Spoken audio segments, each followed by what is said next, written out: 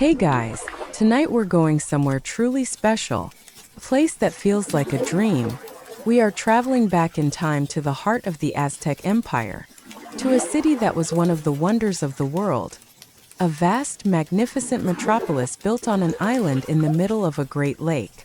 But our focus isn't on the grand temples or the fierce warriors. We are going to the quiet, green, watery heart of the city's food supply. The incredible man-made islands known as the Chinampas, the so-called floating gardens. Frankly, it's a world where your front yard is a garden, your street is a canal, and your basement is a lake. It's beautiful, but you'd have to be very careful not to trip when getting up in the middle of the night. So, before you get comfortable, take a moment to like the video and subscribe, but only if you genuinely enjoy what I do here. It's always a huge encouragement. For those of you already settled in, I'd love to see where and when you're listening from. Go ahead and drop your city and local time in the comments. I'm recording this in the very early, quiet hours of a Monday morning, just after 3 a.m., here in Cheney, Kansas. Now dim the lights, maybe turn on a fan for that soft background hum, and let's ease into tonight's journey together. The gentle whir of the fan fades away, replaced by a profound and gentle quiet. The only sound is the soft, high-pitched chirping of crickets and the occasional, distant plop of a frog jumping into water. The air is cool and heavy with the smell of damp earth, night-blooming flowers, and fresh water. Your name is Itzley. The day has not yet begun, but you are already awake. You rise from your sleeping mat on the floor of your family's small hut. The hut is simple, constructed from reeds and wood, with a thatched roof. It is warm and smells of wood smoke from last night's fire. You move with a practiced quietness, careful not to wake your parents or your elder sister, Xochitl. You know that waking Xochitl before she is ready is a mistake you only make once. Her mood before the sun is up can be less than fertile. You step outside. Your world is one of soft grays and deep blacks. A thick, cool mist lies low over the water, shrouding everything in a damp, silent embrace. Your home is built on a long rectangular island of dark, rich earth, a chinampa. It is not truly floating, of course.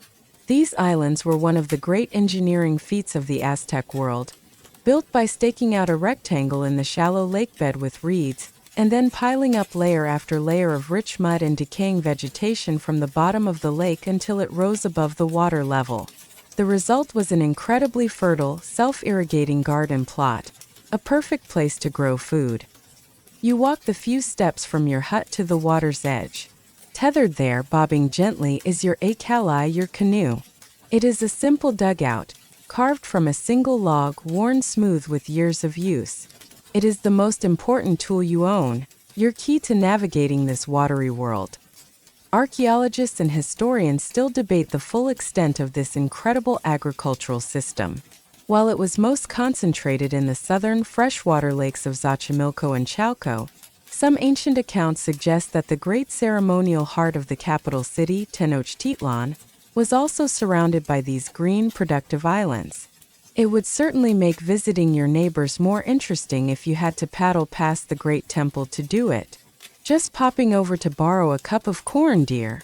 Mind the sacrificial pyramid on your left. You untie the rope and give the canoe a gentle push into the narrow canal that separates your family's chinampa from your neighbors. The canoe is a bit wobbly, but you have been paddling one since you were old enough to hold a stick. For a chinampero like yourself, falling into the canal isn't a disaster. It's just an unscheduled morning bath, and a good way to find out if the water is still cold. You dip your paddle into the still, dark water. The motion is silent, effortless. You are not going far. This pre-dawn journey is a daily ritual, a quiet inspection. You paddle along the edges of your family's chinampas, checking the wattle fences that hold the precious soil in place, looking for any signs of erosion from the lapping water. It is a peaceful, solitary time. The great, bustling city of Tenochtitlan is still asleep across the lake. The world belongs only to you, the mist, and the water birds.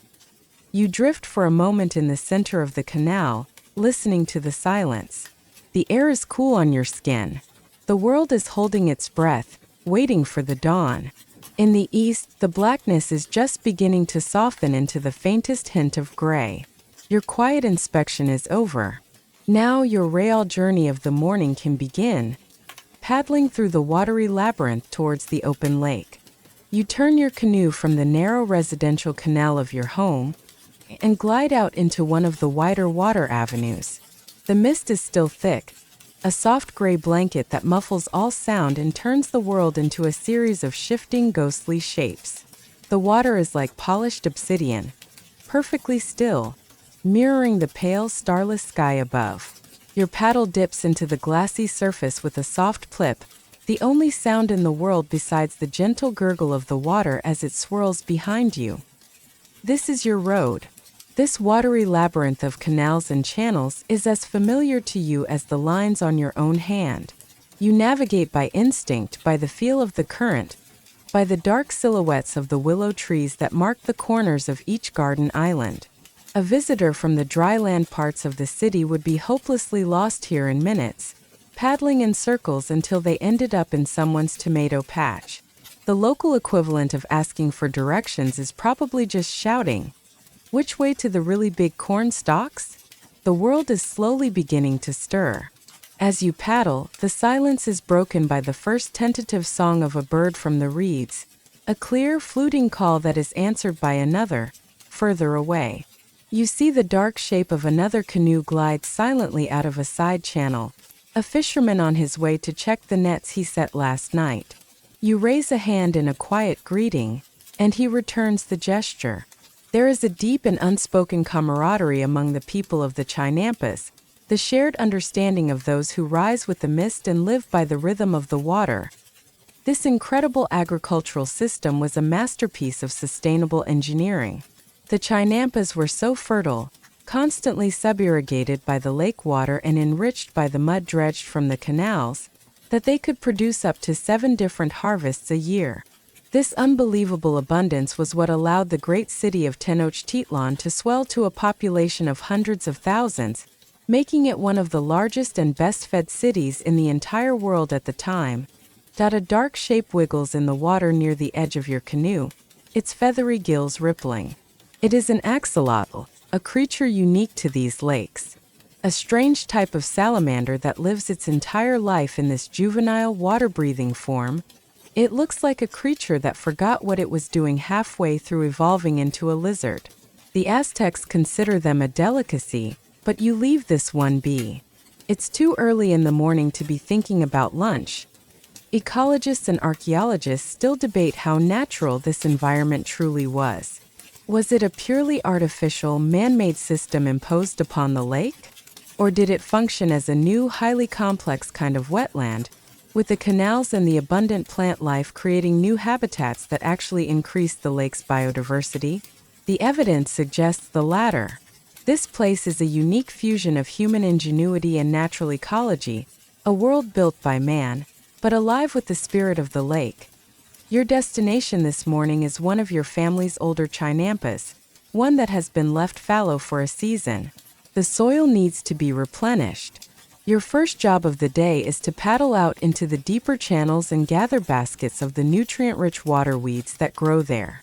These weeds will be laid down as the first layer of a new bed of soil, a kind of green manure. It's not the most glamorous of jobs.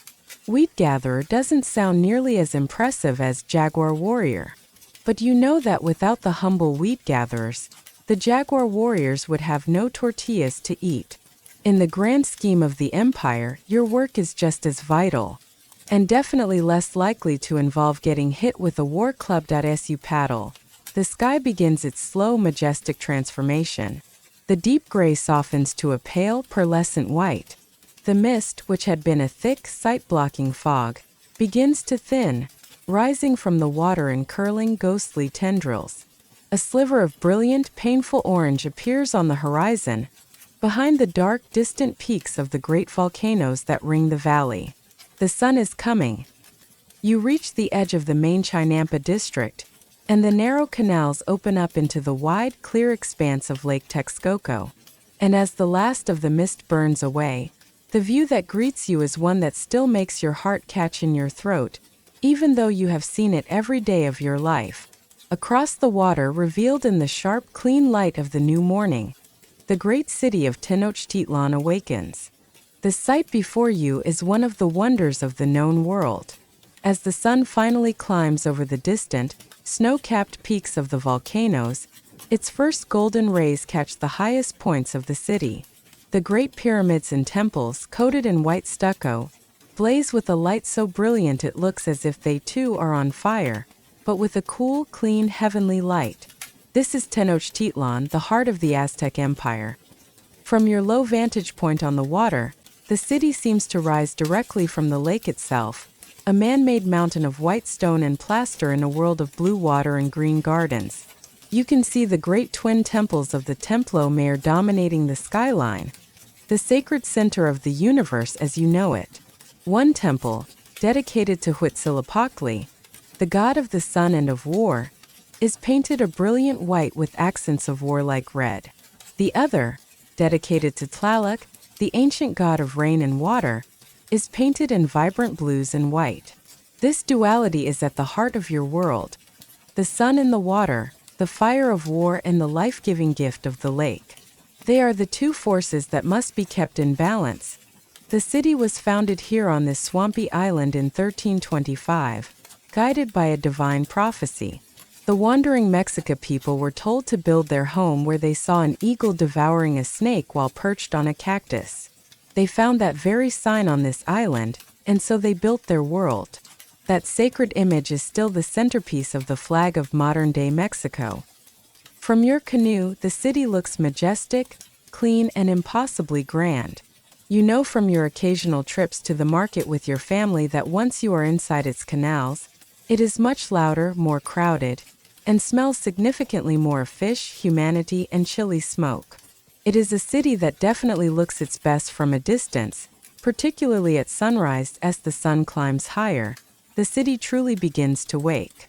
You see smoke begin to rise from thousands of small cooking fires within the residential compounds, a hazy blue veil that softens the sharp edges of the pyramids. The low, distant hum of the city begins to grow into a dull roar. The first Spanish visitors to see this city were stunned by its scale and its order. They wrote with awe of its cleanliness. The Aztecs had public latrines and a fleet of barges that constantly collected refuse from the city, keeping the main canals and causeways remarkably clean, far more so than the filthy, crowded cities of contemporary Europe. They even had people whose entire job was to sweep the public squares. It's a level of civic organization that seems almost impossible. Back home on the Chinampa, your street sweeper is just a heavy rain that washes the excess mud back into the canal. Historians and archaeologists still debate the true nature of the lake system you are paddling on. While we call it Lake Texcoco, it was likely a series of 5 interconnected lakes with different water levels and, crucially, different levels of salinity. The Aztecs, brilliant hydraulic engineers, built a massive dike 10 miles long to separate the fresh waters of the southern lakes, where your Chinampas thrive, from the brackish, salty waters of the northern lakes. It was an astonishing feat of engineering that created this entire agricultural paradise. Now the arteries of the city begin to flow. You see other canoes emerging from the Chinampa district and from the great causeways that connect the island city to the mainland. Small, personal canoes like yours, but also larger, flat-bottomed barges carrying goods, timber, stone, pottery, and produce. The canals are the city's roads, and the canoe is its cart and horse. You drift for a moment longer, taking in the sight. You feel a quiet sense of pride. That great, powerful city, the center of the world, depends on you. It depends on the work of your hands, on the mud you dredge and the seeds you plant. Every great priest who will make an offering on top of that pyramid, every fierce warrior in his brilliant feathered costume, every powerful lord in his palace, they all need to eat breakfast. And their breakfast comes from the rich, black soil of your garden. It's a nice thought. It makes the idea of spending your morning gathering water weeds feel a little more heroic. The moment of awe passes. The sun is fully up now, and the day's work cannot wait. You turn your canoe away from the grand vista of Tenochtitlan and paddle towards the specific, fallow chinampa that is your family's project for the season. The first task is not to plant but to build. You must first create the new soil, and to do that, you must start by weaving the very bones of the garden.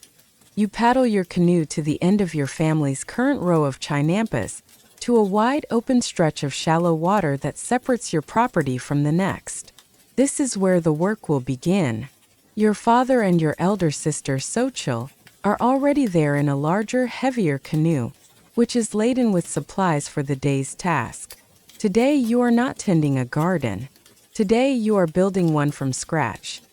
The goal is to extend your family's productive land by creating a new chinampa, a new island of soil where there is currently only water.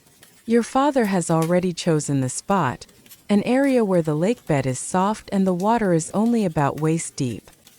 His larger canoe is filled with the raw materials, massive bundles of long, flexible reeds and tough rushes harvested from the wilder, marshy parts of the lake, stacks of long, straight wooden stakes sharpened at one end, and coils of thick cord made from twisted maguey fiber.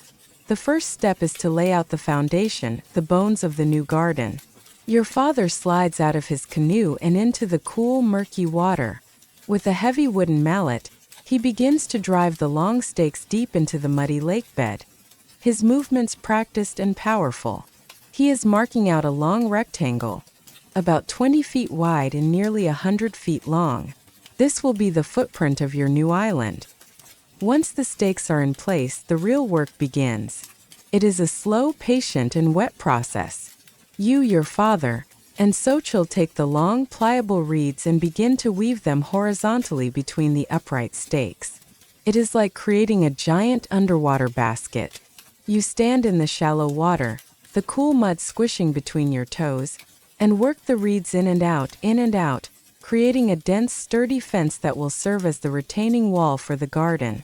This woven structure is called a chinametal, and its strength is crucial. This is the Aztec version of putting up a new fence.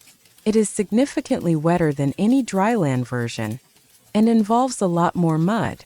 You also have to pause your work every so often to let a canoe full of your neighbors paddle through the middle of your construction site on their way to the main canal. The work is communal and requires little speech. There is a shared rhythm between the three of you. Your father handles the heavy work, anchoring the main reeds. You and Xochitl, with your quicker, more nimble fingers, perform the intricate weaving of the smaller rushes, making the wall dense and strong. Your hands are soon raw from the coarse texture of the reeds. You are not just building a solid wall. Xochitl shows you how to intentionally leave small gaps in the weave near the bottom, below the waterline. This, she explains, is to allow the small canal fish to swim into the root systems of the plants that will eventually grow here. The fish will find food and shelter among the roots, and in turn, your family will have a permanent, self-stocking supply of fish right in your own garden. You aren't just building a garden. You're building a combination garden and seafood restaurant. It is a very efficient system. Archaeologists today debate the lifespan of a single chinampa. How long could one of these woven reed walls last in the water before it decayed and needed to be rebuilt? Some evidence suggests they required almost constant maintenance and reinforcement. This woven fence you are building is just a temporary measure, a cradle to hold the new garden. The real permanence will come later. The work takes most of the day. The sun climbs high in the sky, beating down on your back. But finally it is done. You lean wearily on your paddle and survey your work. Where there was once open water, there is now a long, neatly defined rectangle of woven reeds, its shape clear and sharp against the blue of the lake. It doesn't look like much yet, just a big, wet enclosure of sticks and weeds. But you know that in a few months, this space will be overflowing with corn, squash, and beans. It is the ultimate fixer-upper project. You feel a deep sense of satisfaction. You have not conquered the lake. You have entered into a partnership with it. You have used its own reeds, its own mud, its own water, to create a space for new life. But the frame is still fragile, little more than a whisper of an island. Tomorrow, your father explains, You will give the new garden its true living bones, the permanent anchors that will hold it in place for generations. The next day, you return to the new chinampa. The woven reed frame sits patiently in the water, a fragile rectangular outline of what is to come. Yesterday, you wove the skin of the island. Today, your father has said, you will give it its bones. He paddles his canoe to a grove on one of your family's oldest chinampas. Growing here are dozens of tall, slender trees with silvery green leaves that shimmer in the breeze. These are awexitl, the water willows, the most important tree in your world. Your father has already cut several long, straight saplings. They are about as thick as your wrist and surprisingly heavy. Your task today is to plant these willows, not on the land but in the water, to create a living, permanent anchor for your new garden. You pull the canoe back to the new frame. Your father takes the first willow sapling, and wading back into the waist-deep water, he positions it at one of the corners of the rectangle, just inside the reed wall. With a series of powerful grunting thrusts, he drives the sharpened end of the sapling deep into the soft, muddy lakebed beneath the water. The work is physically demanding. You help him with the next one, your combined strength needed to push the sapling deep enough to be secure. One by one, you plant the willows at each of the four corners, and then at intervals along the long sides of the frame. This is the great secret to the permanence of the chinampas. The woven reed fence you built yesterday is just a temporary cradle. It will rot and need repair within a few years. But these willow trees are the true foundation. As they grow, their dense, fibrous root systems will spread out through the lakebed and into the body of the chinampa itself. The roots will bind the layers of mud and vegetation together, holding them in a tight, living embrace. They will intertwine with the reed wall, reinforcing it. The trees will become a permanent, living retaining wall that grows stronger and more stable with every passing year. It is a brilliant system. Instead of building a wall that decays, you plant a wall that grows and repairs itself. Yusuf the Roman bookbinder would probably complain that the trees aren't planted in a perfectly straight line, but he's not here. The Aztecs were masters of a kind of living architecture, using plants not just as decoration or as a source of food, but as core structural components. And these willow trees were the ultimate multi-purpose tool. Their wood, once they matured, would be harvested for building materials and for firewood. Their bark, you know from Xochitl, contains a substance that soothes fevers and eases pain when chewed or made into a tea. Their shady canopies provide a welcome relief from the heat of the midday sun. The willow tree is the chinampero's best friend. It is your anchor, your pharmacy, and your parasol, all in one. It's also a convenient place to tie your canoe, so it doesn't float away while you're taking a nap. A very useful tree. Botanists and ethnohistorians still debate the specifics of the awexitl willow. Was its incredibly rapid growth and dense, soil-binding root system a happy accident of nature that the Aztecs cleverly exploited? Or was it a unique local species that was, over generations of careful selection and cultivation by chinampa farmers like your ancestors, effectively domesticated and bred for these specific useful traits? You look at the row of slender, green-white sticks poking out of the water. It is hard to imagine them as the mighty anchors your father described. But then you look at the older, established chinampas that line the canal. You see the thick, gnarled trunks of the mature willows, their leafy branches forming a beautiful, shady border along the water's edge. You are planting a garden for this year's harvest. But you are planting these trees for your children, and for your children's children. Planting a tree that will outlive you is a strange feeling. It is a lot of hard work for something you won't even get to see in its full glory. It's the ultimate delayed gratification project. By midday, the work is done. The fragile reed rectangle is now reinforced by the promise of living wood. The skeleton is in place. The anchors are set. The structure is now ready to be given its flesh. The next task is the most laborious of all, the one that will require weeks of backbreaking effort. It is time to fill the frame. It is time to dredge the mud from the bottom of the lake and create the rich, dark soil of your new island home. The work that follows is the least glamorous, most exhausting, and most important part of creating a chinampa. The woven frame is built. The living willow bones are planted. Now you must give the island its body. You must fill it with the lifeblood of the lake, the mud. Your father brings out the special tool for this task, the zokwamedel. It is simple but effective, a long, sturdy pole, perhaps 15 feet in length, with a strong, bag-like net attached to a circular wooden frame at the end. It is essentially a giant, long-handled scoop, designed for reaching the rich sediment at the bottom of the canal. The process is a testament to human endurance. You stand in your small, stable canoe positioned just outside the new rectangular frame.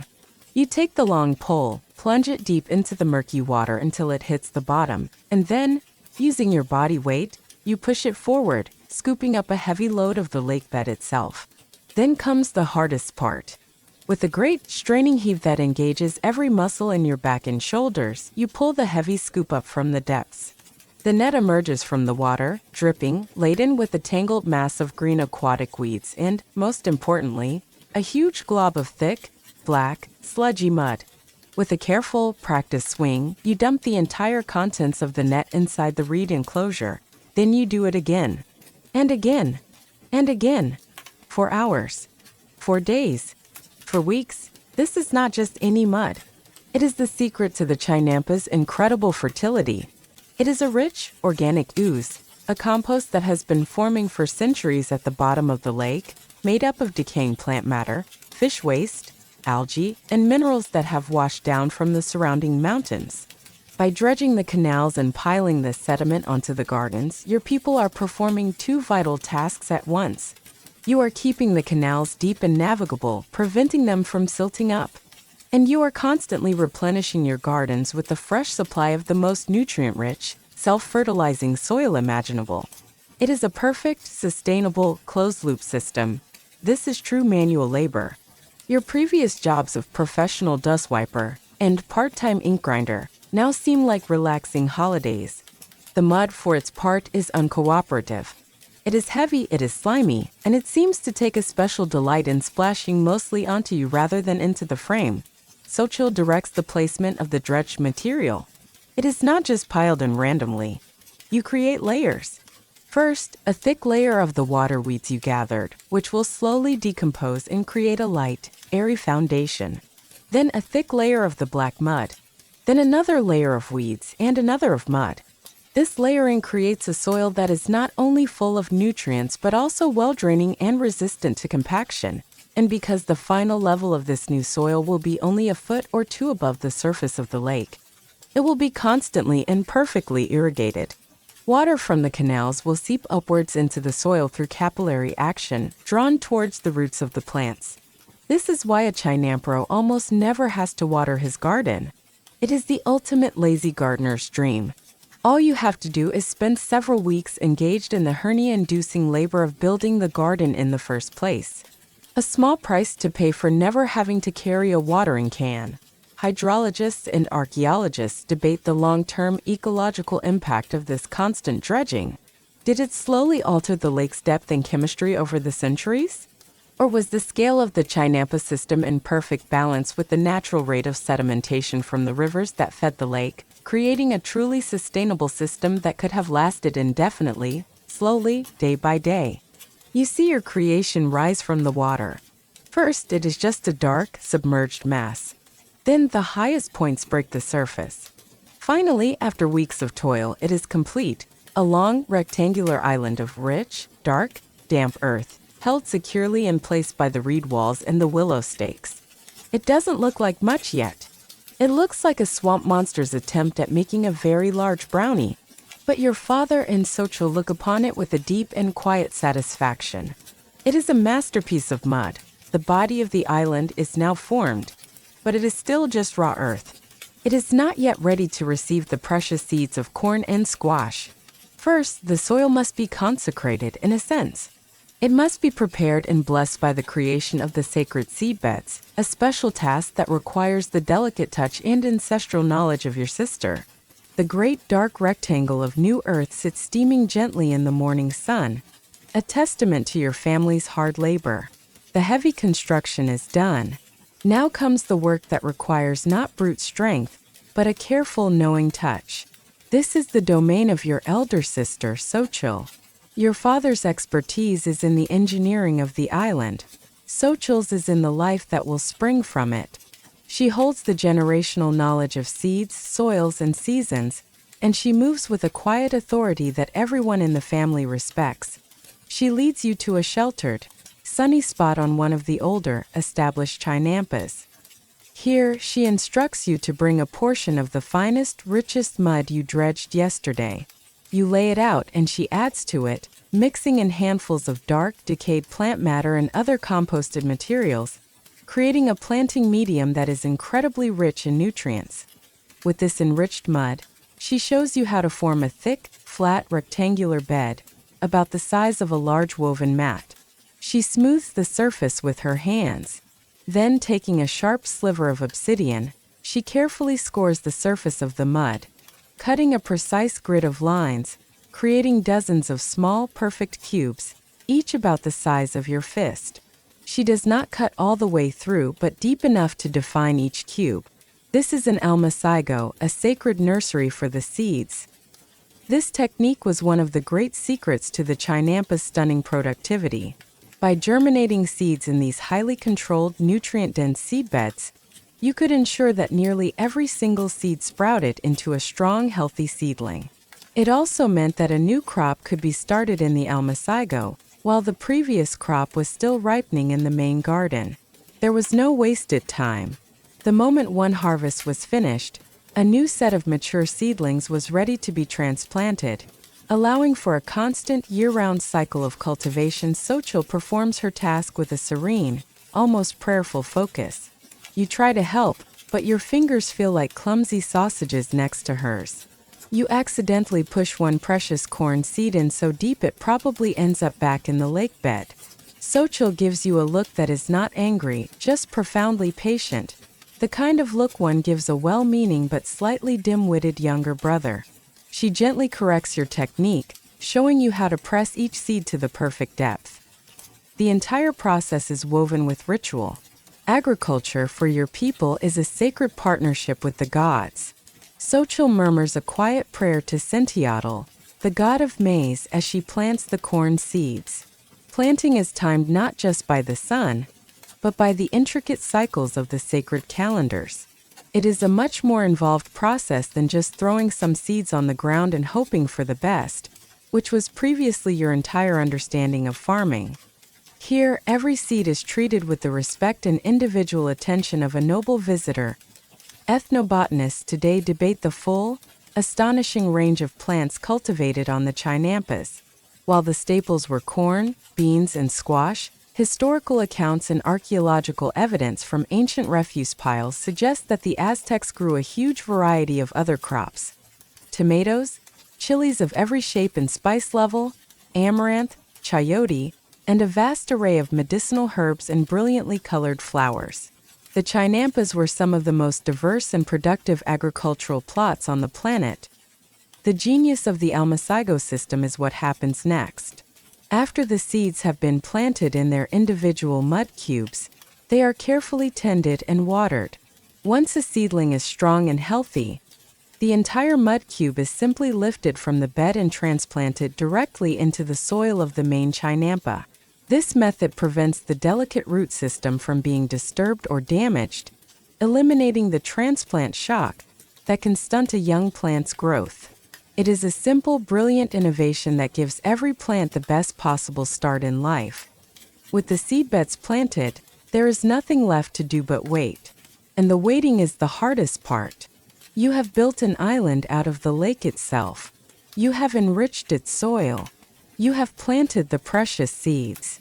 Now you just have to watch a bed of mud for several days and trust that the miracle of life is happening beneath the surface. It requires a level of patience you are still working hard to acquire. A few days later, Xochitl calls you over to the almacigo. She points, and you see it. A tiny, perfect, brilliant green shoot has pushed its way up from the center of one of the dark mud cubes. It is the first sign of life. The magic has worked. The garden is ready to receive its first true children. Now it is time to prepare the main body of the chinampa for the great staples, the three plants that form the very foundation of your world. The tiny green shoot in the almacigo is a promise. Soon it is joined by hundreds of others, a vibrant green army of seedlings growing stronger in the sun. Now that life is successfully established in the nursery, it is time to prepare the main body of the new chinampa, to plant the sacred triad of crops that nourishes the Aztec people. It is time to plant the three sisters. You are back on the new island of Earth you helped create. Under Xochitl's gentle guidance, you do not plow the land or dig rows. Instead, you create a series of low, wide mounds of soil, spaced evenly across the dark, damp earth. Then, the delicate work of transplanting begins. You carefully lift the small, perfect mud cubes from the almacigo, their precious seedlings held securely within, and carry them to the new mounds. First, Xochitl tells you, comes the corn. In the center of each mound, you plant several of the young corn seedlings. The corn, she explains, is the eldest sister. She is the pillar. Her job is to grow tall and strong, to provide the structure for the others. A week or two later, when the corn stalks are already sturdy and reaching for the sun, you return to the mounds. Now it is time for the second sister, the beans. You plant the bean seedlings in a circle around the base of the corn stalks. The beans, Xochitl explains, are the supportive sister. They are climbers and they will use the strong corn stalks as a natural trellis, spiraling their way up towards the light without needing any poles or stakes. But their support is more than just physical. The beans, she tells you, have a special magic. They can take nitrogen, an essential nutrient for plants, from the air itself and through their roots, fix it into the soil, providing food for the hungry corn. Finally, when the corn and beans are both well established, you plant the third sister, the squash. The squash seedlings are planted in the spaces between the mounds. The squash, Xochitl says, is the protective sister. She is a wanderer. As her vines grow, they will spread out across the ground, their huge, broad leaves forming a living mulch. This green carpet shades the soil, keeping it cool and moist, and most importantly, it blocks the sunlight, preventing weeds from taking root. This is the genius of the three sisters. It is not just planting, it is a partnership. Each plant helps the others. The corn provides the support, the beans provide the fertilizer, and the squash provides the protection. Together, they create a small, symbiotic, and almost perfectly self-sufficient ecosystem. It is the perfect team. The corn is the strong, silent type. The beans are the helpful, supportive friend. And the squash is the one who sprawls out all over the place but is surprisingly useful for keeping things tidy. Agricultural historians recognize the three sisters as one of the great achievements of indigenous American agriculture, a sophisticated system of companion planting that increases yields and improves soil health without artificial fertilizers or intensive labor. You look at the different seeds Xochitl has saved from the previous harvest. She has dozens of varieties of corn, in colors you never knew existed. Not just yellow but a deep speckled blue, a rich red and a pearly white. There are countless types of beans and a huge range of squashes and gourds. Each, she explains, has its own purpose. This is the short and stout corn, good for grinding into flour, she might say. This is the skinny and sweet one, good for roasting. You're pretty sure you're not supposed to get too attached to the corn you're eventually going to eat, but it's hard not to admire their different personalities. Scholars still debate whether this elegant system was a single conscious scientific discovery, or a practice that evolved slowly over generations of careful observation. Was there one brilliant farmer who had a sudden insight into the symbiotic relationship between the plants? Or did the practice simply emerge as people noticed, time and again, that their corn just seemed to grow a little better and taste a little sweeter when beans were planted nearby? As the weeks pass, you watch the garden transform from a series of muddy mounds into a riot of green life. The corn shoots towards the sky, the beans spiral happily around the stalks, and the squash leaves create a dense, verdant carpet. The chinampa is no longer a pile of inert mud. It is a living, breathing entity. Your main job now is to paddle your canoe between the chinampas and admire your family's work. You also have to chase away the occasional hungry water bird who thinks you've planted this entire buffet just for him. You have become a combination farmer and scarecrow. It is a job of great dignity. The system is beautiful, but it is not entirely self-sufficient. The plants are growing, but so are the few stubborn weeds that find a way through the squash leaves. The canals are full of life, but that life includes algae that can choke the waterways if left unchecked. The next phase of the season is one of quiet, constant, and gentle maintenance. The sun is high and hot now, beating down on the lush green canopy of the chinampa. The explosive growth of the morning has given way to the slow, quiet, watchful work of the afternoon. This is the art of maintenance, the gentle, constant tending that keeps the garden in a state of perfect balance. Your first task is on the water. You pull your canoe slowly along the edge of your family's chinampas.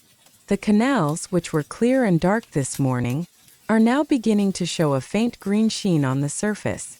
The same nutrient-rich water that makes your crops grow so well is also the perfect home for algae. If left unchecked, it can form a thick mat, blocking sunlight from the aquatic plants below and impeding the flow of water. Using a long-handled wooden rake, you gently skim the bright green algae from the surface of the water.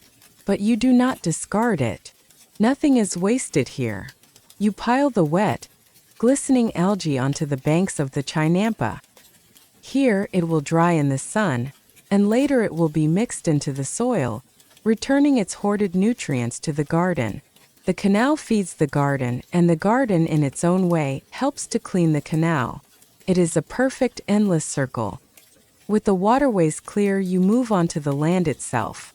The broad leaves of the squash plants, the third sister, do an incredible job of shading out most of the weeds, but a few stubborn ones always find a way to a patch of sunlight. Your work now is to walk slowly and deliberately through the garden, pulling these interlopers by hand. The soil of the chinampa, built from layers of soft mud and decaying vegetation, is remarkably soft and friable. You don't need a hoe or a plow. Your bare feet sink slightly into the cool, damp earth as you walk. Weeding is not a chore that requires brute force. It requires only a gentle, persistent touch. This is the most peaceful work there is. It's just you and the plants.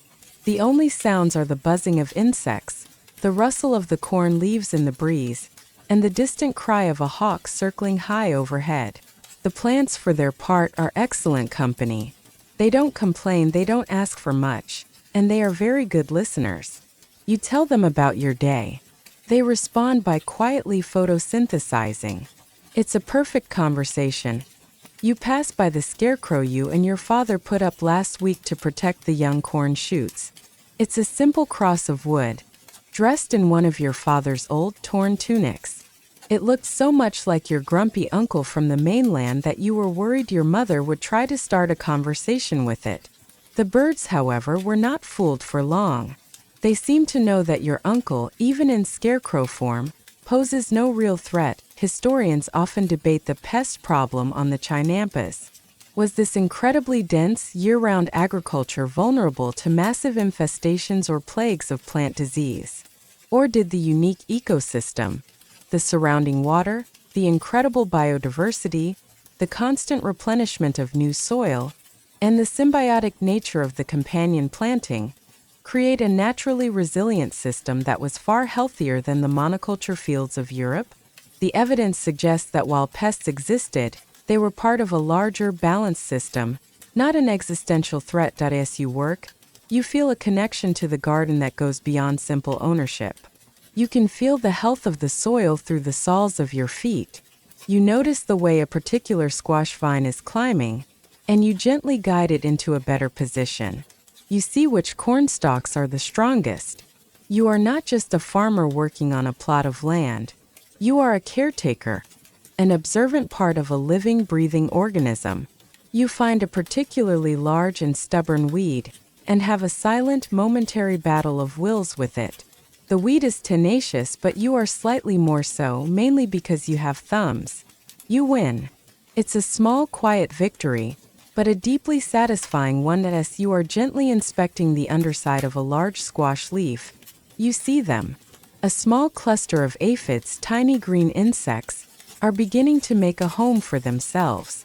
There are not many, but you know that a small family of aphids can become a great nation in a matter of days. This is not a problem that can be solved by pulling. This is a war that must be fought with subtler weapons. And for that, you need the wisdom of Xochitl. You find Xochitl not in the garden, but sitting in the shade of your family's hut, her fingers moving with a quick, practiced rhythm as she weaves a new fishing net from maguey fiber.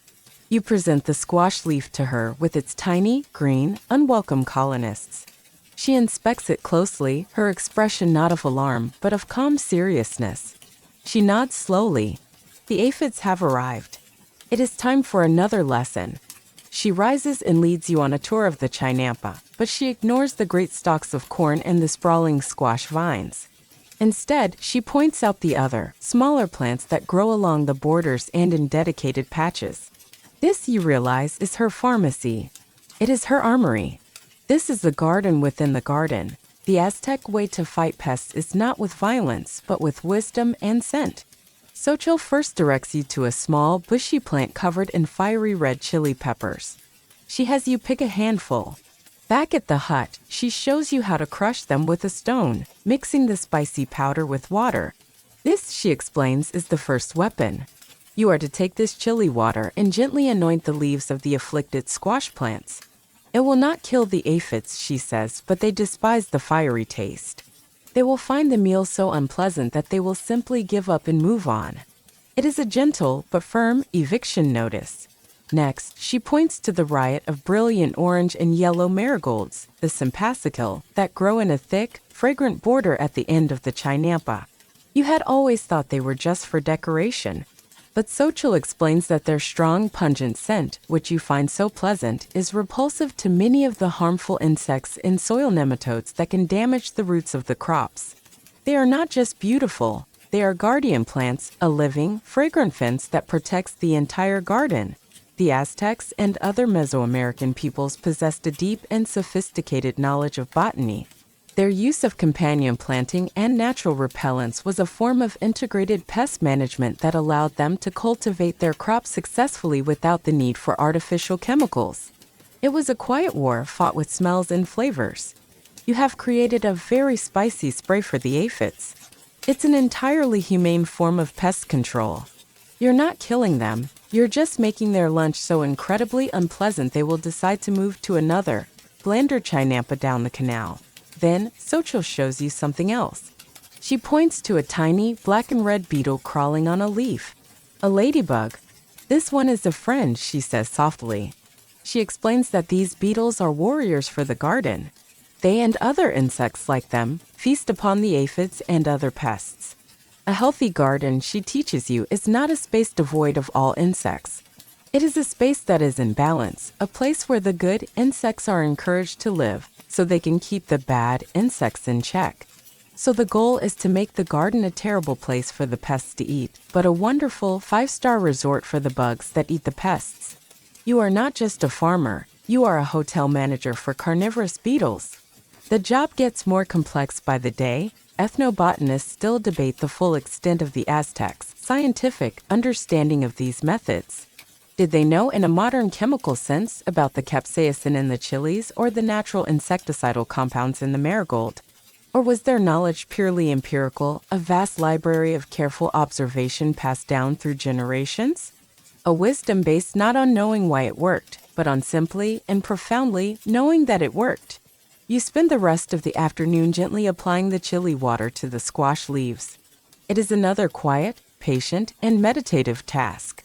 You feel a new appreciation for the complexity of this small island. It is not just a food factory. It is a web of relationships, a constant, delicate negotiation between the plants, the pests, the predators, and the people. Xochitl is not just a good gardener. She is a kind of plant wizard, a master of diplomacy between the squash and the aphid, with a chili pepper as her magic wand. With the pests now discouraged, the garden is safe. You look out at the canals, their dark water teeming with life. Xochitl follows your gaze. The garden provides the greens, she says with a smile, but the canal provides the meat. The plants are only half of the Chinampa's bounty. Tomorrow, she tells you, your father will teach you how to use the net you have just watched her finish.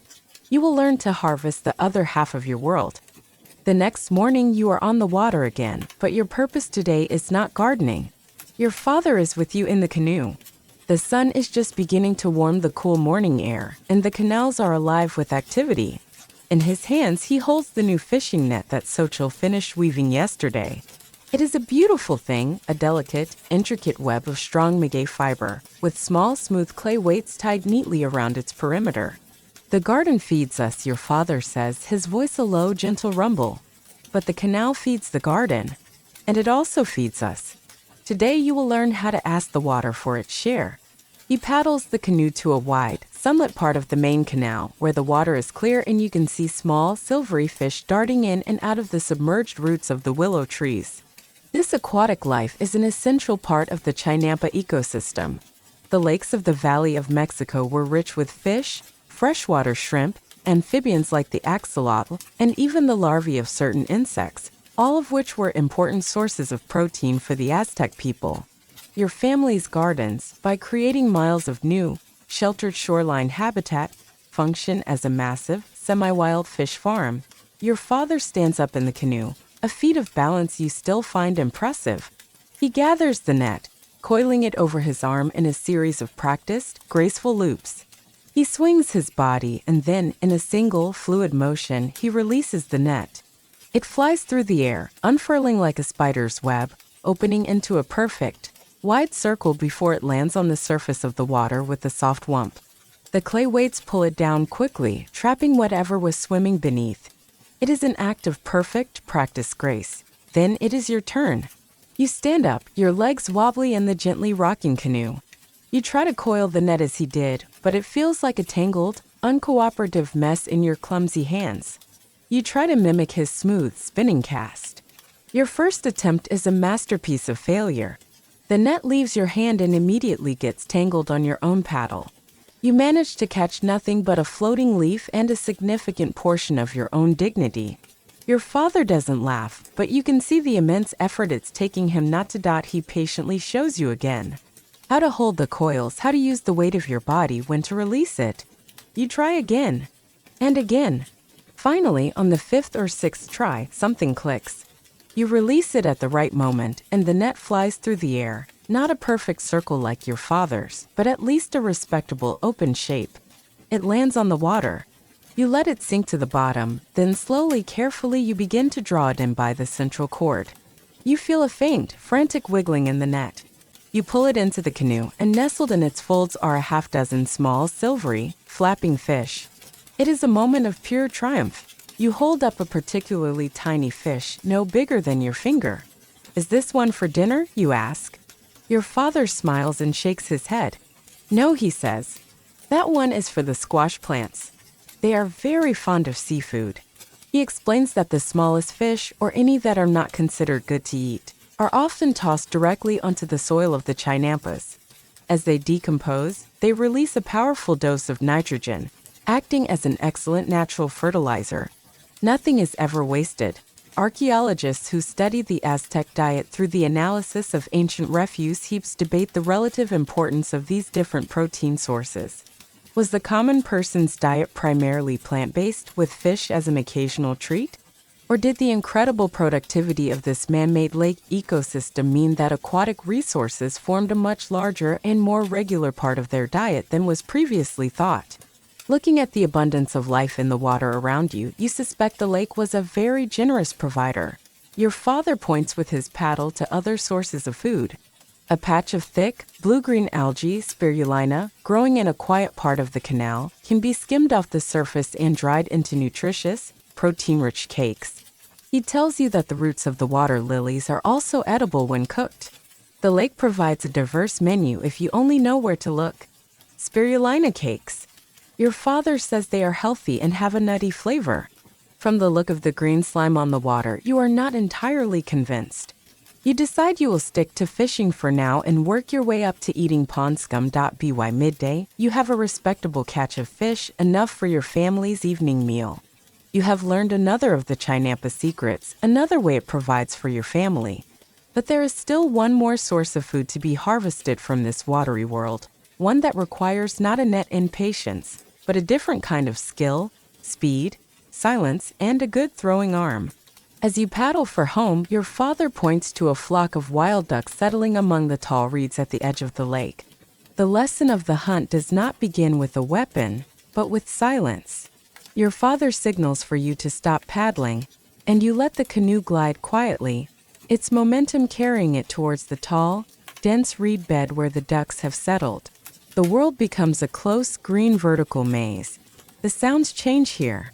The open water sounds are gone, replaced by the soft rustle of the reeds, the hum of dragonflies, and the gentle lapping of water against the canoe's wooden hull.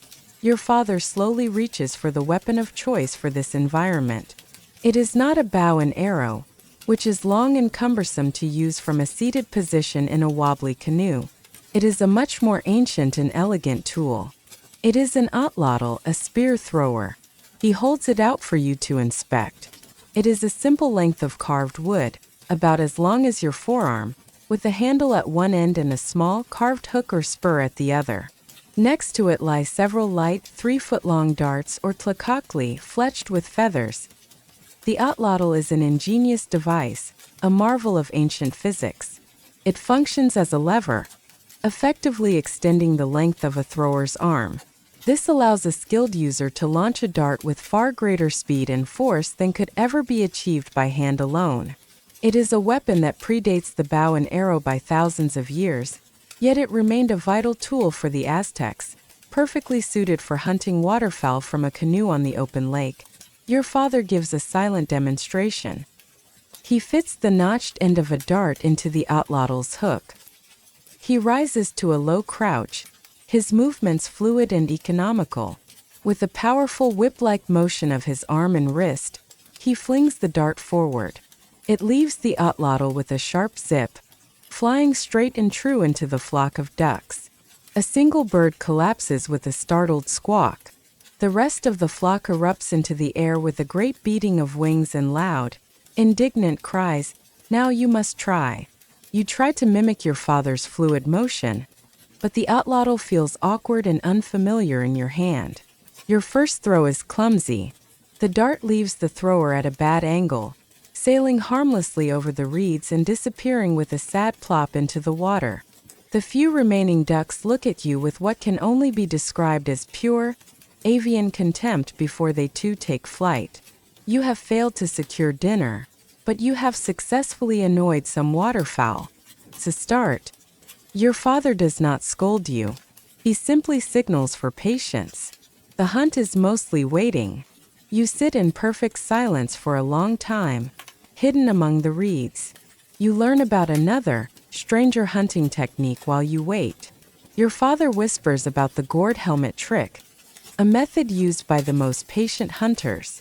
A man will find a large, hollowed-out gourd, carve eye holes in it, and place it over his head. He will then slip into the water and let himself float slowly amongst a flock of ducks, who mistake the gourd for a harmless piece of driftwood. Once among them, he can simply reach up from beneath the water and grab the ducks by their legs, one by one. You try to picture yourself wearing a pumpkin as a helmet, floating up to your nose in the cool canal.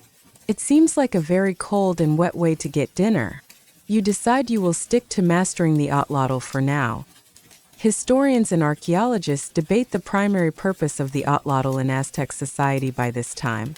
While it was clearly a vital hunting tool, was it still a frontline military weapon? The bow and arrow was more common for land battles, but some evidence suggests the atlotl, with its powerful high-arcing projectiles, may have remained a specialized and deadly weapon for the large-scale battles fought between war canoes on the lake. Another flock of ducks eventually lands nearby. This time, you move the canoe with an almost supernatural slowness. You take a deep breath, focus on the memory of your father's throw, and you let the dart fly. This time it flies true. Clean hit. You paddle over and retrieve your prize. It's a fine fat duck, enough for a celebratory meal. You feel a new sense of completeness. You have learned to harvest the soil of the garden and the fish of the canal. Now, you have harvested from the sky as well. You are officially a provider of a full surf and turf and vegetable menu. Xochitl will be very impressed, or at least mildly less critical of your life choices for a day. As you paddle for home, your successful hunt resting in the bottom of the canoe, you pass a chinampa that looks different from the others. It is not planted with the familiar green of corn and squash. Instead, it is a riot of brilliant, almost dazzling color. Rows of vibrant orange and yellow marigolds stand next to explosions of deep scarlet and crimson dahlias. This is a flower garden, and you are reminded that the chinampas provide not just sustenance for the body, but also beauty for the soul, and most importantly, for the gods. Your work today is different. It is not about sustenance, but about beauty. You paddle your canoe to a special chinampa set apart from the others. From a distance, it looks like it is on fire. A riot of brilliant oranges, yellows, and scarlets. This is your family's flower garden. And in the Aztec world, flowers are not a simple luxury. They are a sacred necessity. The air here is thick with a heavy, sweet perfume. You are surrounded by an ocean of color. There are neat rows of dahlias, their petals arranged in perfect geometric patterns. There are tuberoses, whose intoxicating scent will grow even stronger after dusk. But most prominent are the marigolds, the Sempasichil, a flower whose vibrant, sun-like, golden-orange color is deeply connected to the gods, to life, and to the rituals of death. For your people, flowers, Xochitl in your native Nahuatl tongue, the same as your sister's name, are a form of prayer. Their brilliant but tragically short lives are seen as the perfect metaphor for the brief and precious nature of human existence on Earth. A life, like a flower, is meant to bloom with beauty and purpose before it must inevitably fade. The greatest Aztec poets wrote endlessly of this theme. And so, flowers are present at every important moment. They are given as gifts to honored guests, worn in wreaths at festivals, and most importantly, laid as offerings on the great altars of the temples. The Emperor Moctezuma himself was a great lover of flowers, maintaining vast and beautiful botanical gardens that were not just for his pleasure, but for the cultivation of the thousands of blossoms needed each day for the endless cycle of religious ceremonies in the capital. Growing these flowers is not just a part of your family's business. It is a sacred duty. The work here is delicate. You move carefully between the rows, pinching off withered blooms to encourage new growth. You tie the heavy heads of the dahlias to thin wooden stakes to keep them from drooping. It feels strange to put so much effort into growing something you cannot eat. But Xochitl, who is working alongside you, explains it simply. The corn feeds the body of a man, she says, her hands moving with gentle precision. But the flowers feed the souls of the gods. You do not argue with this logic. The gods are probably much pickier eaters than you are. This connection between flowers and the gods also had a darker, more complex side. You have heard the warriors speak of the Zacyatl, the flower wars. These were strange, ritualized battles, prearranged between the Aztec military and the armies of their rival city-states. The goal was not to conquer territory or plunder wealth. The goal was simply to capture enemy warriors alive. These captured warriors, the bravest and most beautiful of the enemy, were treated with great honor before being sacrificed to the sun god, Huitzilopochtli. The war was a flowery one because the life of a warrior, cut down in his prime, was seen as the ultimate human flower, plucked for the gods. The idea of a flower war is a little confusing. It sounds more like a gardening competition that got wildly out of hand, but you understand the grim poetry of it. It's a much more elegant name than the let's go capture our neighbors for religious reasons war. Historians today debate the true purpose of these ritual wars. Were they, as the Aztecs claimed, a purely religious necessity to provide the gods with the sacrifices they demanded to keep the sun rising each day? Or were they a pragmatic form of military intimidation and large-scale combat training? a way for the empire to demonstrate its power without committing to the massive cost and risk of a full-scale war of conquest. You continue your work, lost in the overwhelming sensory experience of the flower chinampa. The heat of the sun seems to make the colors vibrate. The thick, sweet perfume is almost dizzying. A hummingbird, a living jewel, hovers for a moment before a brilliant red flower. After a few hours working here, the normal earthy smell of mud and fish seems very boring in comparison. You'll probably go back to the family hut smelling like a giant, walking bouquet as the afternoon wears on. You finish your work. The garden looks perfect, a brilliant tapestry of color, ready for the market and the temple. Xochitl inspects the rows of marigolds, their blooms full and round. They are ready, she says. Tomorrow we will harvest them. She then looks across the canals towards the other chinampas, the great green fields of the Three Sisters, now heavy with produce. The season of quiet growth is over, Itzli, she says, a rare smile on her face. The season of abundance is about to begin. The day of the harvest arrives with a different kind of energy. The weeks of quiet, patient tending are over. Today is a day of joyous and purposeful labor, a celebration of the chinampa's incredible bounty. The sun is bright, the air is warm, and the entire family is out in the garden together.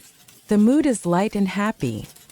You begin with the squash, the protective sister whose broad leaves have been carpeting the ground for months. You lift the heavy umbrella-like leaves and there they are. Dozens of ripe squashes, their skins a vibrant mixture of greens and yellows. You feel the satisfying weight of one in your hands, its skin smooth and waxy. With a quick practiced twist, it snaps from the vine with a crisp thwack. One by one you gather them, piling them carefully into a large flat-bottomed canoe, which soon sits low in the water, looking less like a boat and more like a floating vegetable market. Next, you move to the corn, the eldest sister, whose tall, proud stalks now stand well above your head. This is the heart of the harvest. Your father has shown you how to tell when an ear is perfectly ripe just by the feel of it, by the color of the silk peeking out from the top of the husk. You pull an ear from a stalk and peel back the dry, papery leaves. The reveal is always a moment of quiet satisfaction. Perfect geometric rows of plump, milky kernels, a mosaic of yellow, white, or even a deep speckled blue depending on the variety. Each kernel, Xochitl reminds you, is a gift from Sentiatl, the god of maize. You try to handle them with the reverence they deserve, but it's hard to be too reverent about something you know is going to become a delicious tortilla in just a few hours. This incredible productivity is the secret to the power of your people. Historians estimate that the chinampa system, with its constant fertility and multiple yearly harvests, provided up to 2/3 of the food for the entire city of Tenochtitlan. This massive, reliable local food source was a key reason why the Aztec capital could grow so large and powerful, making the empire less dependent on tribute from distant, conquered lands. Alongside the Three Sisters, your family grows other important crops. You pass a patch of amaranth, its feathery, deep red plumes heavy with grain. Amaranth was a crucial food source, its grain ground into flour and its leaves eaten as a vegetable. But it was also sacred. The grain was sometimes mixed with honey and sculpted into figures of the gods, which were then broken apart and eaten during religious ceremonies. It was a food that allowed you to physically consume a piece of the divine. Historians who study the Aztec diet through the analysis of household pottery and ancient garbage heaps debate how much variety the common person truly enjoyed. Was their diet a monotonous rotation of corn, beans, and squash? Or did the amazing productivity of the chinampas allow even common families like yours access to a wide range of vegetables, fruits, fish, and fowl? Looking at the incredible bounty you are piling into your canoes, you feel that your life is one of great abundance. The work is hard. Your back aches from the constant bending and lifting, but it is a good ache. It is the ache of accomplishment. It is far more satisfying than the ache of, I've been paddling a canoe for 6 hours, or I think I threw my shoulder out with that otlotl thing. This is a productive ache, the feeling of real, tangible wealth being created by your own hands. By late afternoon, the harvest is complete. The canoes are piled so high with produce it seems they might sink. Your family stands for a moment on the edge of the now-stripped chinampa, looking at the fruits of your labor. Your father says a quiet, brief prayer of thanks to the gods of the earth and the water for their generosity. The season of growth is over. The work of commerce is about to begin. As if on cue, you hear a familiar, cheerful shout echo across the water. Itzli. So chill. Do you have anything good for me today? It is the voice of Quali, the canoe merchant, arriving right on schedule. You smile as you hear Quali's voice. His arrival is as regular as the seasons, and his cheerful booming shout is a welcome sound after a long day of quiet, focused work. You see his large, flat-bottomed canoe, a canoa, gliding towards your family's chinampa. It is much wider and heavier than your own sleek dugout, built not for speed but for cargo. Quali is your family's primary merchant, the vital link between your quiet, green island and the roaring heart of the city. He expertly pulls his canoe alongside your own harvest-laden boat, his face breaking into a wide grin. He is a man of the city, but he is as comfortable on these canals as any Chinampero. He is dressed in the simple white tunic of a commoner, but his arms are strong from a life of paddling, and his eyes are quick and intelligent, constantly taking in the world around him. Itzli. So chill. Your father looks well, he calls out. What have the gods given you this season? Quali's arrival is always a social event. He is a river of news and gossip that flows from the city out into the quiet gardens. As you help him tie his canoe to one of the willow stakes, he tells you the latest happenings from Tenochtitlan. He tells you about a recent festival for the rain god Tlaloc, describing the magnificent feathered headdresses of the priests. He tells you a funny story about a pompous nobleman's son who, while admiring his new cloak in a reflection on the water, fell straight into a canal near the great market. It is good to know that even the rich and powerful are not immune to being clumsy. His cheerful talk continues as he inspects your harvest. He is a professional and his eyes are sharp. He picks up a large squash, feeling its weight and tapping its rind. He peels back the husk on an ear of your blue corn and nods in appreciation at the perfect, uniform kernels. His approval of your produce is a mark of your family's skill, a compliment more meaningful than any words. The Aztec economy was a complex and layered system. While great state-sponsored merchants called the Pactica undertook perilous, year-long expeditions to the distant jungles to trade for luxury goods like quetzal feathers and jaguar pelts for the nobility, a whole other class of local merchants like Quali formed the lifeblood of the city's daily economy. They were the circulatory system, moving the vast quantities of food, pottery, and common goods from the producers to the great markets. For most of this transaction, you will trade your produce for things your family needs from the city: sturdy ceramic pots, sharp obsidian blades, woven cloth, or perhaps a special treat like honey. But for smaller calculations, Quali uses the common currency of the marketplace: cacao beans. He pulls out a small cloth bag filled with the dark, precious beans, which are grown in the hot, humid lowlands and are considered a luxury here in the High Valley. He tells you a turkey at the market is currently worth about 100 beans. While a large tomato might be worth just one, he offers you a handful of 5 beans for an extra basket of fiery chilies that Xochitl grew. It is the best kind of money in the world, money that you can later roast, grind with water, and drink. You try to make a mental note not to spend your entire payment before you even get it home. Historians and economists still debate the true nature of the Aztec economy. Was it a true market economy, driven by the familiar forces of supply and demand, as the existence of a bustling, complex marketplace would suggest? Or was it more of a command economy, where the state and the temple priesthoods heavily managed the flow of goods and set prices, primarily for the purpose of collecting tribute and supplying the needs of the nobility and the state religion? The reality was likely a complex and unique hybrid of both systems, Quali complains good-naturedly about his aching back from paddling all day long. You feel a sudden sense of solidarity. It seems that every job in this empire, whether it is farming or trading or fighting, ultimately results in an aching back. It is the one thing that unites the humble Chinampara with the bustling city merchant. Having finished his inspection and shared all the latest news, Quali looks at the great pile of produce in your canoes. He is clearly impressed with the quality and quantity of your harvest. He names a price, a collection of goods he has in his own canoe that he thinks is a fair exchange. Your father listens, stroking his chin thoughtfully.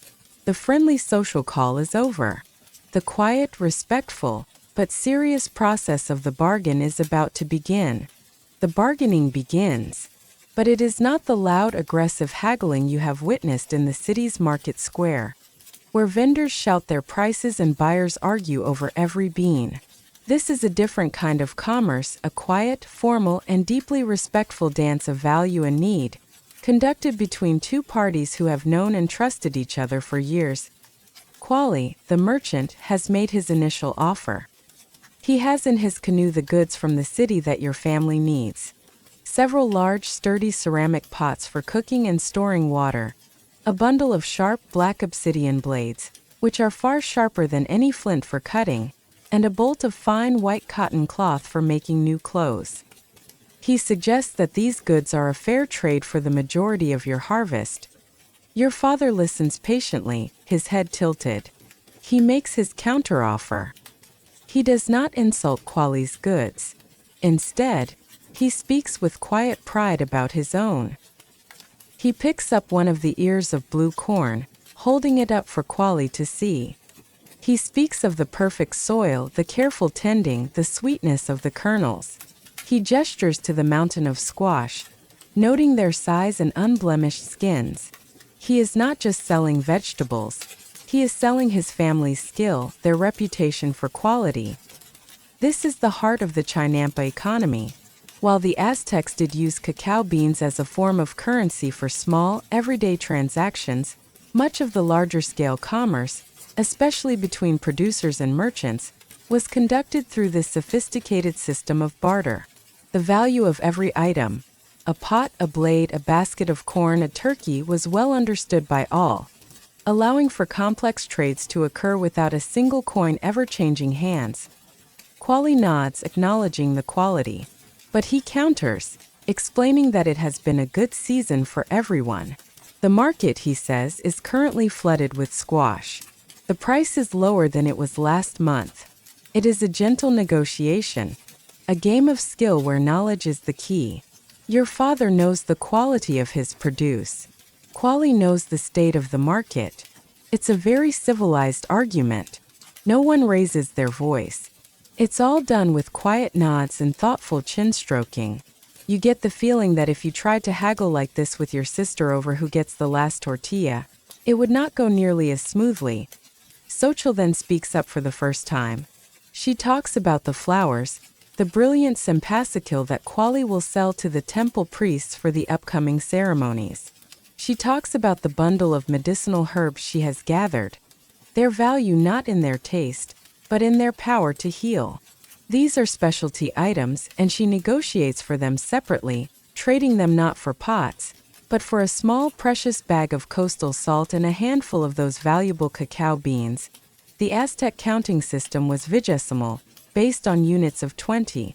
So the negotiation involves terms like 1/20 of corn or a 20th of a 20th of chilies. The math is surprisingly complex. You try to keep track in your head, but get lost somewhere around the second pile of squash. You decide to just trust that your father knows what he's doing. Anthropologists debate the role of price fixing in this economy. Were the values of common goods allowed to float freely based on supply and demand?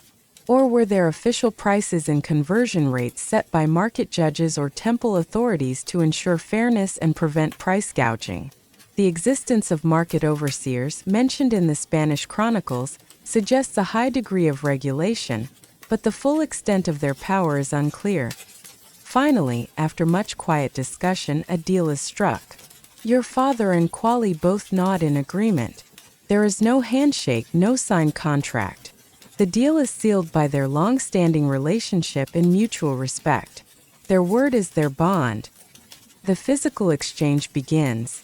You carefully pass the heavy baskets of corn and squash from your canoe to his. He, in turn, passes you the new ceramic pots. You are especially careful with the large cooking pot.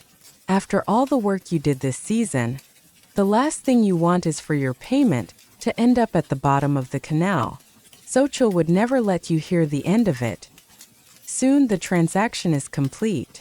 Quali's canoe is now laden with your family's beautiful produce. Your own canoe is lighter, but it holds the rewards of your labor. New tools, new clothes, new pots for your mother's kitchen. Quali says his farewells, promising to return in a few weeks. With a powerful push of his pole, he turns his great canoe and begins the long, slow paddle towards the heart of the city. The journey of your vegetables is not over yet.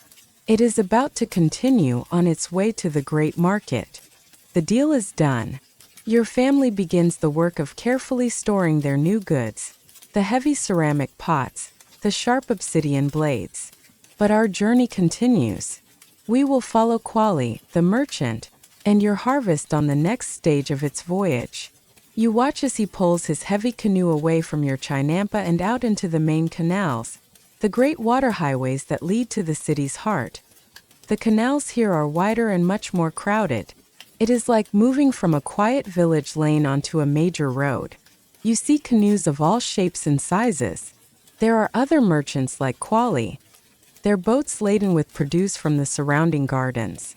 There are long, slender canoes carrying well-dressed nobles and priests, shaded by canopies of fine cotton. There are heavy, functional barges hauling building materials like timber and stone. And there are small, swift canoes that are the personal transport of ordinary citizens. It is a complex, bustling, and surprisingly orderly water-based traffic system. As you get closer to the city proper, you begin to see its true scale. You glide under small, elegant stone bridges that connect one neighborhood to the next. You pass the grand waterfront homes of wealthy families, with their own private docks and lush, private gardens. In the distance, you can see the great stone causeways that connect the island city to the mainland, and they are teeming with thousands of people, a constant stream of humanity flowing in and out of the capital. Your destination is the great market at Tlatelolco, a sister city that was long ago absorbed into Tenochtitlan. As you approach, the canals become jammed with traffic, a floating logjam of canoes all trying to find a place to dock. The air, which was peaceful and green-scented in the Chinampa district, is now thick with the roar of tens of thousands of human voices and the smell of 1,000 different things being cooked, crafted, and sold. The market itself is an overwhelming spectacle of color, sound, and smell. It is one of the largest and most vibrant centers of commerce in the entire world. The first Spanish conquistadors to witness it were stunned into silence, writing that they had never seen a market so large, so well organized, and so full of goods. They estimated that over 60,000 people would gather here on a busy day. The market is not a chaotic free-for-all. It is meticulously organized with different sections for different wares. There is a section for pottery, with thousands of pots of every shape and size stacked in neat pyramids. There is a section for fine woven cloth, a rainbow of different colors and patterns. There is a section for animal skins, jaguar, deer, and rabbit, and another for live animals, where you can buy turkeys, ducks, and small barkless dogs that were raised for food. And there is a huge, sprawling section for produce, the heart of the market. It is a dizzying spectacle of commerce. There's a section for everything. A section for rope, a section for feathers, a section for medicinal herbs. There's probably even a section for complaining about your neighbors, and it's likely very popular. Quali finds his designated spot, unloads his canoe, and artfully arranges your family's produce. The green and yellow squash, the multicolored ears of corn, the bright red tomatoes. He creates a beautiful display to attract buyers. He is no longer just a merchant. He is a retailer. This great market is not a lawless place. You see several stern-looking officials walking through the crowds. These are the market judges. They sit at a special tribunal at the edge of the market, settling disputes between buyers and sellers, checking to ensure that weights and measures are honest, and punishing thieves swiftly and publicly. You see one of the judges glaring at a merchant who is accused of trying to sell underweight beans. It's the ancient equivalent of the Better Business Bureau, but with more authority and probably sharper knives. Finally, you see the journey's end. A woman from the city, perhaps the wife of a craftsman, comes to Quali's stall. She inspects the corn, chooses several fine ears, and also selects a few ripe tomatoes. She pays Quali not with money, but by carefully counting out a small number of cacao beans from a little cloth pouch. The transaction is complete. The food that began as a tiny seed in a sacred mud cube on your quiet chinampa, that was nurtured by your family's hands, that traveled in Quali's canoe through the watery labyrinth, is now on its way to a dinner table in a small home in the heart of the greatest city in the world. It is a profound and satisfying connection. But this entire bustling, peaceful system of exchange exists under the watchful eye of a higher power. It exists because the empire allows it to, and because it serves the empire's needs. And sometimes that power makes its presence felt not in the market, but back home, on the quiet shores of your own chinampa. The cheerful memory of the market fades. Life on the chinampa returns to its quiet, predictable rhythm of tending and watching, of sun and water.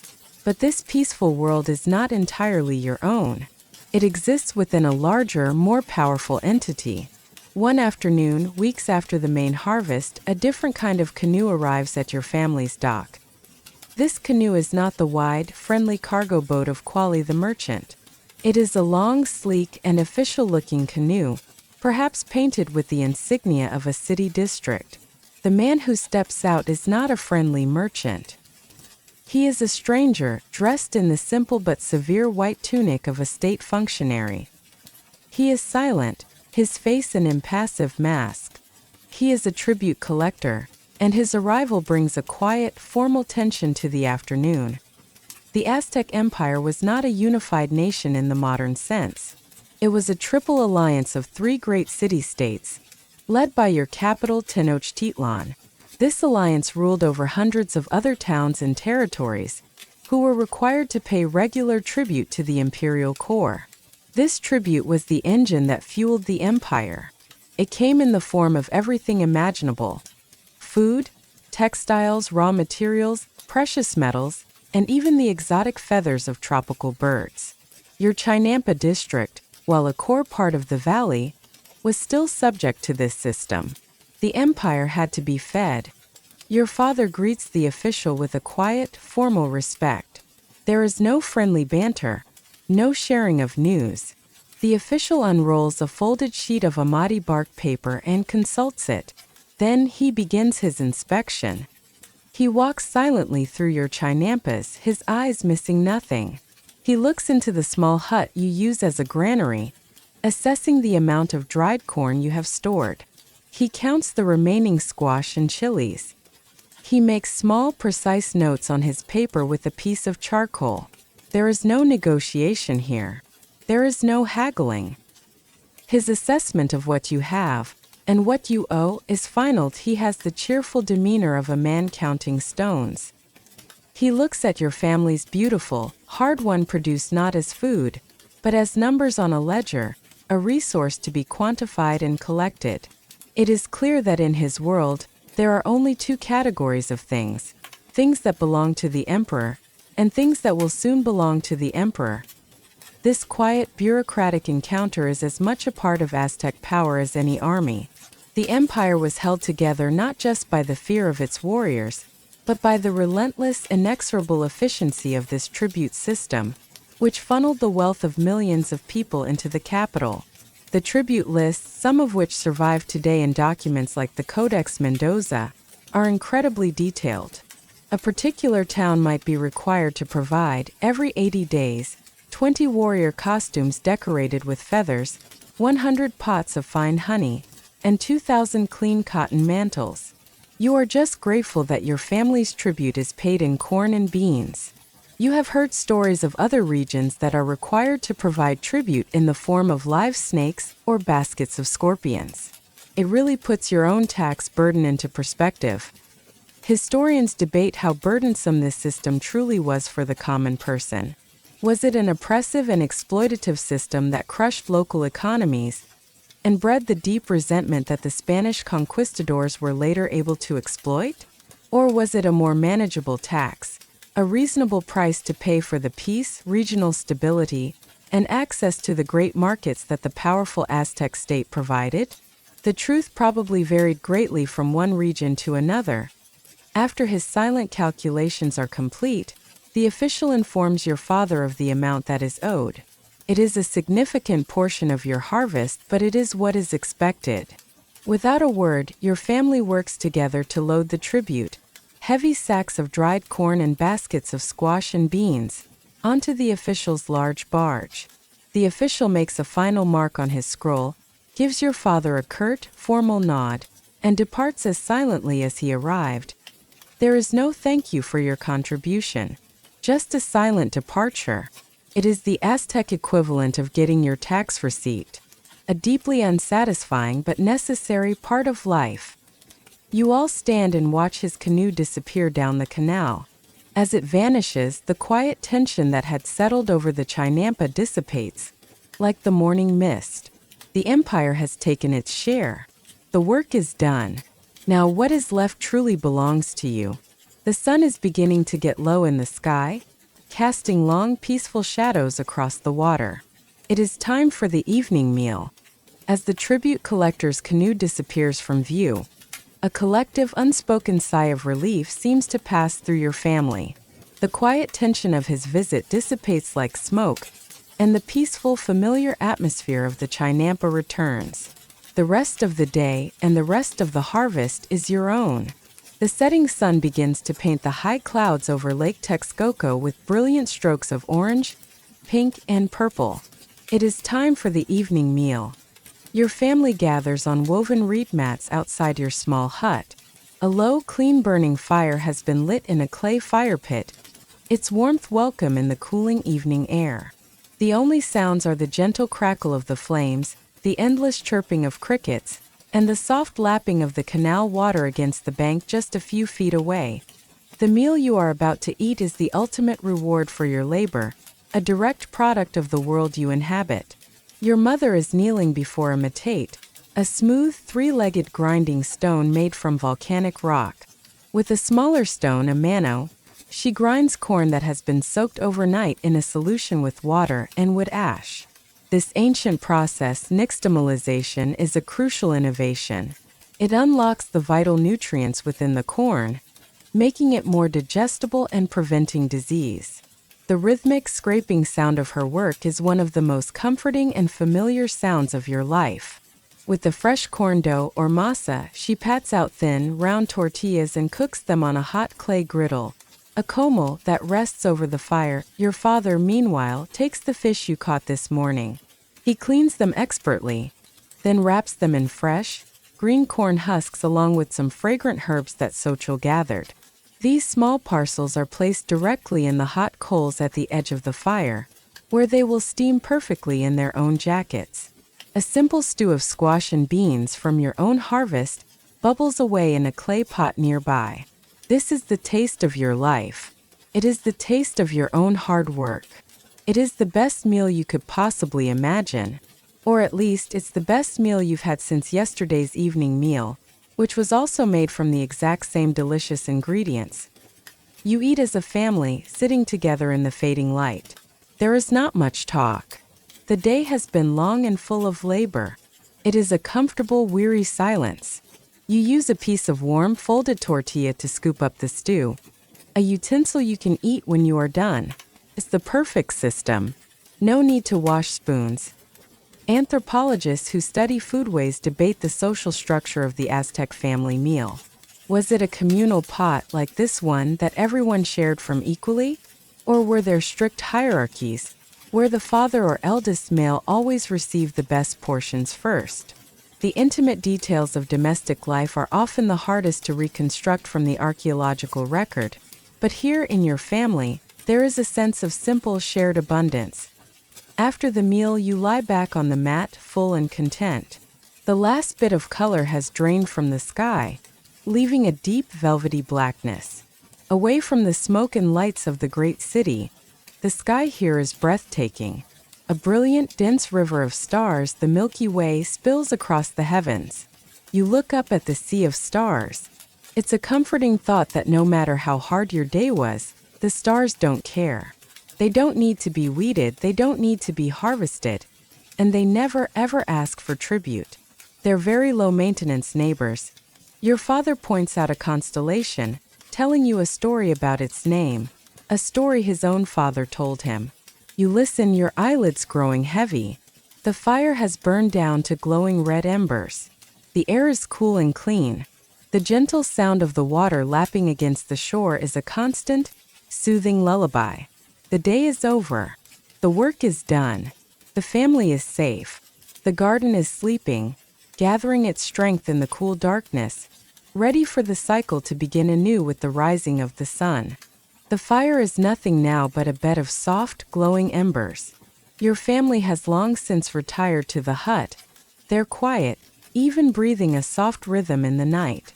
But you remain outside for a few moments longer, wrapped in a simple cotton blanket, looking out over the world you call home.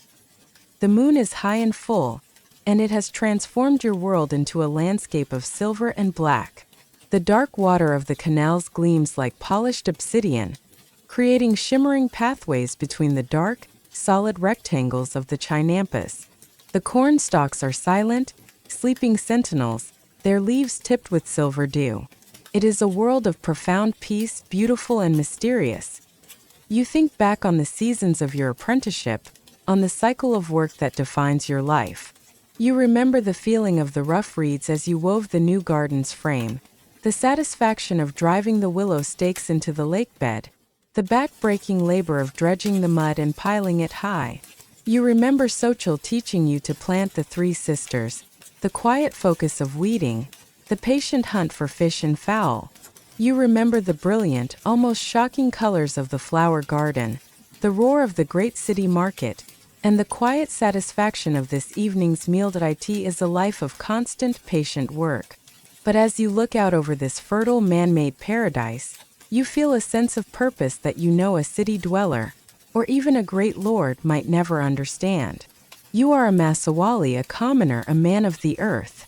The great priests in the temples, the fierce warriors in their jaguar costumes, the emperor himself in his palace, their world of power and glory is built upon the foundation of your quiet labor. Without the food you and thousands of other Chinampros grow, the empire would starve. Your work is humble, but it is essential. You are a partner with the earth, the sun, and the water, a caretaker of a small piece of the world, tasked with creating life from mud. You think about the great lords in their stone palaces. Their lives are full of politics, intrigue, and complicated ceremonies. Your life is full of mud, corn, and the occasional stubborn weed. You decide you are probably the happier of the two. Your people believe that time itself moves in great cycles. They believe the universe has been created and destroyed 4 times before, under 4 different suns. You are living now, they say, under the 5th sun, a creation that is destined to one day end in a great series of earthquakes. The idea is unsettling, but it also makes every moment, every sunrise, every harvest, that much more precious. The fragility of the world makes its beauty all the more poignant. You look at your Chinampa, which is essentially a well-organized pile of mud, and you suspect it would not fare well in a cataclysmic earthquake. It is probably best not to think about it too much. Historians debate the degree of social mobility in your society. Could a commoner like you ever hope to become a noble? Perhaps through exceptional bravery in battle. You consider the life of a warrior for a moment. It sounds exciting with the feathered costumes and the fierce war cries. But it also sounds very loud and involves people actively trying to hit you with clubs inset with obsidian blades. You look out at your peaceful sleeping garden, and you decide you have made the right career choice. A cool breeze blows across the water, and you pull your blanket a little tighter. The night's chill is setting in. You take one last look at the moonlit canals, the silver-tipped leaves, the deep, quiet darkness. You turn and enter the warmth of the hut, ready for sleep. Tomorrow, the cycle will begin again. You will rise before the dawn. You will push your canoe into the cool, misty water. And you are at peace with this. This is your life. And it is a good one. And as you settle onto your sleeping mat in the warm darkness of the hut, our journey into the world of the floating gardens comes to its gentle, quiet end. The image of the moon on the water, the memory of the rich, dark mud between your fingers, the taste of the fresh corn, and the profound, simple peace of a day's work well done. All of these things can begin to soften now, to merge into the peaceful fabric of a dream. The gardens are sleeping. The great city of Tenochtitlan is quiet. The canals are still. The cycle is complete, waiting only for the dawn. There is nothing left to do now but to join them in their quiet rest.